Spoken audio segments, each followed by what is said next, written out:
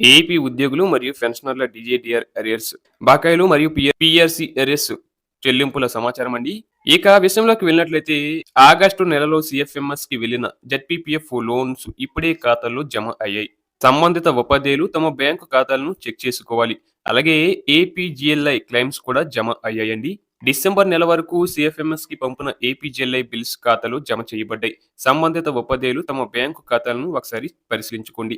అలాగే జనవరి 2026 వరకు CPS amount credited in pan account. దీంతో సిపిఎస్ ఉద్యోగులకు సంబంధించి అప్డేట్‌గా ఎంతవరకు మొత్తం చెల్లింపులు జరిగినట్లు చెప్పుకోవచ్చు.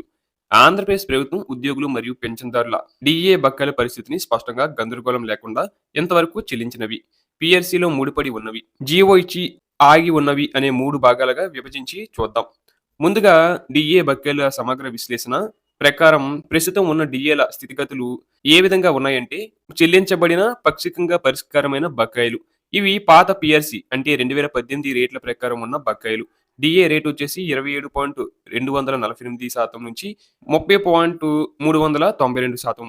ఇవి జూలై 2018 నుండి డిసెంబర్ 2026 వరకు మొత్తం 30 నెలల కాలానికి సంబంధించినవి. దీని యొక్క స్టేటస్ చూసినట్లయితే ఓపీఎస్ వారికి పీఎఫ్ ఖాతాలో జమ అయింది. సిపిఎస్ అలాగే పెన్షన్దారులకి 90% నగదు జనవరి 2026న జమ చేయబడింది. ఇది ఇటీవల జరిగిన పరిణామం. సగం పరిష్కారమై నగదు పెండింగ్‌లో ఉన్నాయి. ఇవి కూడా పాత స్కేల్స్ 2018 పీఆర్సీ పరిధిలోకి వస్తాయి.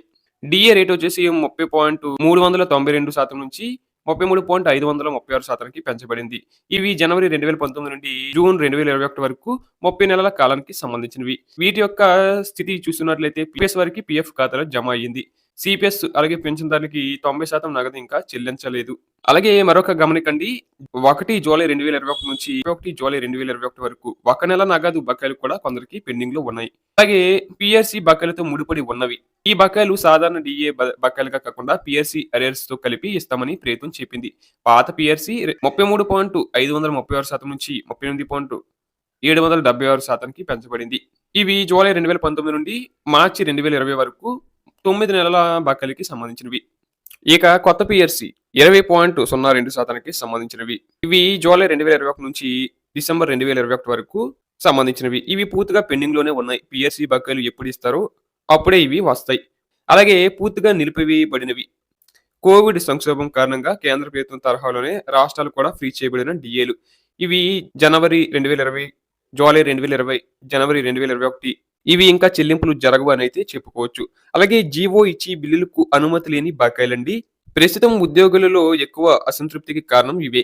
2022 పీఆర్సీ కొత్త స్కేల్స్ ప్రకారం జీవోలు జారీ అయినా ట్రెజరీలో బిల్లులు పెట్టడానికి ఆప్షన్ ఇవ్వలేదు. ఓపీఎస్, సిపిఎస్ పెన్షన్దారులు ఎవరికి ఇవి అందలేదు.